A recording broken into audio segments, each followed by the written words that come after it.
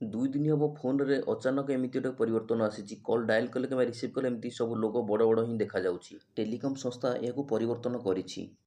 ତେବେ ଆପଣ ଯଦି ଏଇଟା ଭଲ ଲାଗୁନି, ପୂର୍ବରୁ ଯେମିତି ଥିଲା ଆପଣ ସେମିତି କରିବାକୁ ଚାହୁଁଛନ୍ତି, ତାହେଲେ ଗୋଟେ ସେକେଣ୍ଡରେ ହେଇଯିବ। ଏଇ ଦେଖନ୍ତୁ ଏ ଭିଡ଼ିଓଟାକୁ। ଯଦି ପୂର୍ବ ଭଳି କରିବାକୁ ଚାହୁଁଛନ୍ତି ଫୋନ୍ଟି, ତାହେଲେ ଦେଖନ୍ତୁ ଏ ଭିଡ଼ିଓକୁ। ପ୍ରଥମେ ପ୍ଲେ ଷ୍ଟୋରକୁ ଯିବେ। ପ୍ଲେ ଷ୍ଟୋରରେ ଫୋନ୍ ବାଇ ଗୁଗୁଲ୍ ଲେଖିବେ, ତ ସର୍ଚ୍ଚ କରିବେ।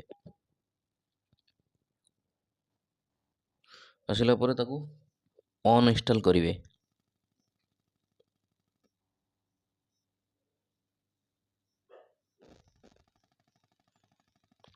ଅନଇନଷ୍ଟଲ୍ ଅପସନ୍ ଆସିଲା, ଅନଇନଷ୍ଟଲ୍ ଓପନ୍ ଅନଇନଷ୍ଟଲ୍ କରିଦେବେ।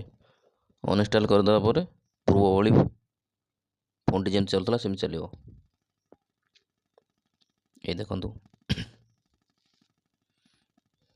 ମୁଁ ଡାଏଲ୍ କଲି, କଷ୍ଟମର କେୟାର ନମ୍ବର ଲଗେଇଲି, ଯେମିତି ବଡ଼ ବଡ଼ ଆସୁଥିଲା। ମୋର ପୂର୍ବରୁ ଯେମିତି ଫୋନ୍ ଥିଲା ବର୍ତ୍ତମାନ ସେମିତି ହେଇଗଲା। ଯଦି କାହାକୁ ଜଣେଇବାକୁ ଚାହୁଁଛନ୍ତି ତାହେଲେ ତାକୁ ଫରୱାର୍ଡ଼ କରନ୍ତୁ ଭିଡ଼ିଓଟି।